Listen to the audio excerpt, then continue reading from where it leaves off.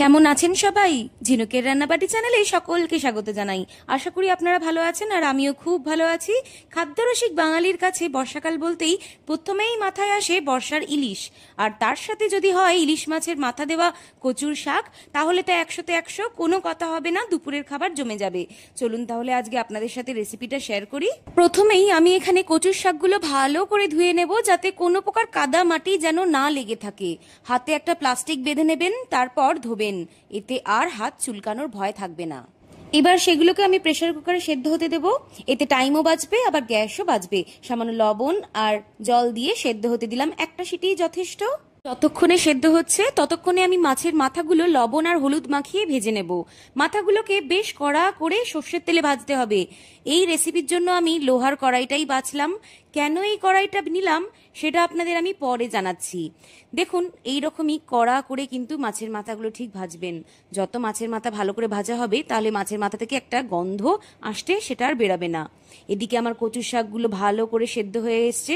এরপর একটা important step, একটা ঝাঁঝরিতে সমস্ত শাকটা নিয়ে ভালো করে চেপে চেপে সমস্ত জল বের করে দিতে হবে, যাতে একটুও না জল থাকে।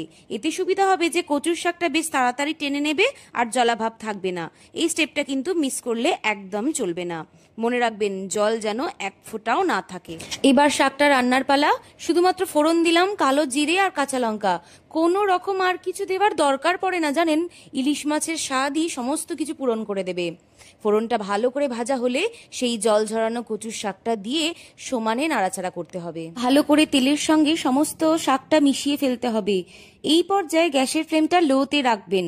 সমানে নাড়াচাড়া করতে হবে যাতে নিচে পুড়ে না যায়, সেই খেয়াল রাখবেন। মাঝে মধ্যে 1-2 মিনিট করে হাই ফ্লেমে দেবেন, তারপর আবার লোতে করে রাখবেন। সমানে নাড়বেন, সামনে থেকে সরবেন না। সামান্য লবণ আর হলুদ দেবেন।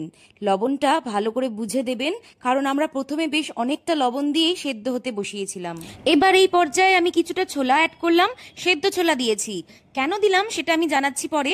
একটা কথা বলে রাখি, যারা নিরামিষ খান, এই ছোলা দেওয়ার পর সামান্য ঘি আর শাহি গুঁড়ো গরম মশলা ছড়িয়ে নামিয়ে নিতে পারেন, অপূর্ব লাগবে। চলুন রান্নাটা শেষ করা যাক। এখানে সেদ্ধ ছোলা দেওয়ার পর একটু তুলে রাখছি, এটা আমার জন্যই, কারণ আমি মাছের মাথা দেওয়াটা খেতে পারি না, কিন্তু বাড়ির সবার জন্য তো করতেই হবে। তাই এখানে ইলিশ মাছের মাথাগুলোকে ছোট ছোট টুকরো করে ভেঙে নিয়ে শাকের মধ্যে দিয়ে ভালো করে মিশিয়ে নিতে হবে, যেন মাথার কাঁটাগুলো নরম হয়ে যায়। লাস্টে কাঁচা সর্ষের তেল দিয়ে সার্ভ করব। এই রান্নাটা আপনাদের কেমন লাগলো আমায় কমেন্ট করে জানাতে ভুলবেন না। কিছু স্টেপ আজ আপনাদের শেখালাম, আশা করি আপনাদের উপকার হবে। আবারও বলি, নিজের প্রিয় মানুষগুলোর জন্য তাদের পছন্দ মতো রান্না করে দেওয়াটা দায়িত্বের মধ্যেই পড়ে। দেখা হচ্ছে অন্য কোনো রান্না নিয়ে অন্য কোনো দিন। বাড়িতে যদি আমার রেসিপিটা ফলো করে একবার বানান, তাহলে আমায় কমেন্ট করে যাবেন যে আপনাদের কেমন লাগলো। ভিডিওটি ভালো লাগলে লাইক শেয়ার সাবস্ক্রাইব করে পাশে থাকতে ভুলবেন না। সবাইকে তাহলে টাটা।